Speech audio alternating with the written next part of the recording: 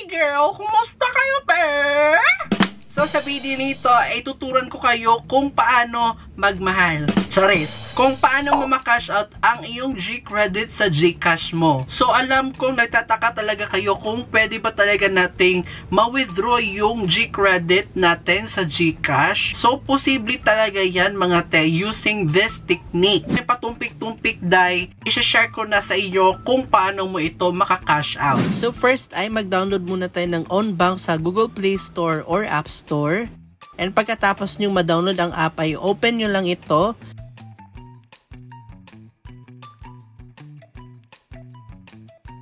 And click Get Started. Next naman ay click lang yung Login and Register. And then i-enter nyo lang yung mobile phone number nyo.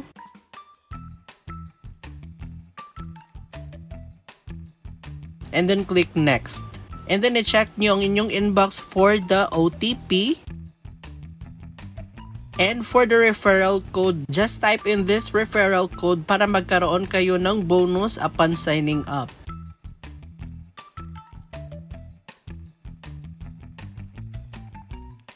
And then click Next. Pagkatapos niyan ay enter nyo lang yung first and last name nyo. And click Next. And i-enter nyo din yung date of birth and place of birth nyo. And click Next. Enter nyo yung current address nyo. And click Next. Pagkatapos niyan ay merong face recognition, so just click OK to access the camera. Make sure na nakapaloob yung mukha nyo sa circle and mag-blink lang kayo para ma-verify. Pagkatapos niyan ay mag-set up lang kayo ng 6-digit PIN. And then i-confirm nyo lang yung PIN. So, tapos na tayo sa registration. So, this time ay magka-cash in na tayo. Click Cash In. And then, click nyo yung online bank or e-wallet and select Gcash. So, kung magkano yung laman ng G-credit nyo or gusto nyong hiramin, i-type nyo lang.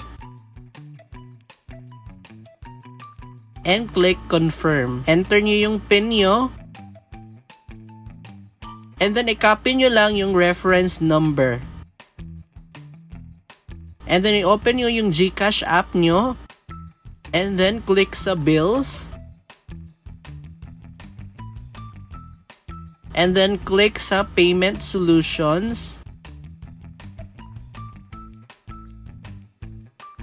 And then, i-search nyo ang Dragon Pay.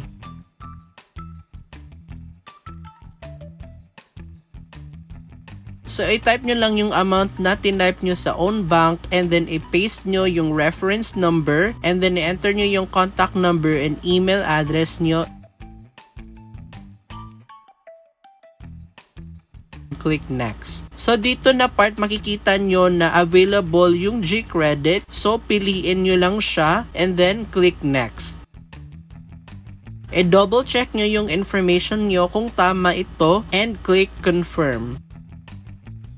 So, ayan, na-transfer na siya sa OnBank and i-open nyo ulit yung OnBank nyo. So, ayan, nag-reflect na siya sa account. So, next naman ay i-transfer natin ulit sa Gcash. So, i-click nyo lang yung transfer.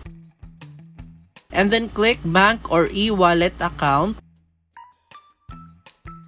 And then, i-select nyo lang yung Gcash. So, i-type mo lang yung Gcash phone number mo and yung full name mo. And click Next. So, i-type nyo lang yung amount na gusto nyong i-cash in sa Gcash. And click Transfer. And then, i-enter nyo lang yung 6-digit PIN nyo. And mag-wait lang tayo na ma-process. And ayan na siya, na-transfer na siya sa Gcash. So, i-open nyo ulit yung Gcash nyo to confirm kung na-cash in nyo na yung G-credit nyo. So, ganun lang siya kasimple mga te.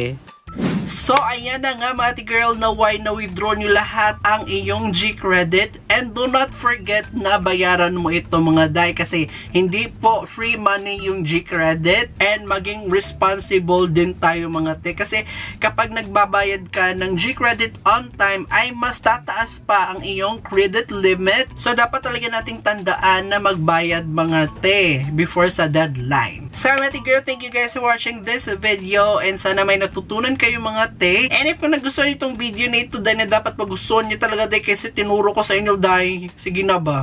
Charis. Like this video. And if kung bago sa channel ka dahil kung gusto nyong kumita ng pera kahit nasa bahay ka dahil mag-subscribe ka na te. And kung may nais ka sabihin sa akin or request, just slide to my DMs. So, mga girls, see you in the next video. Mwah!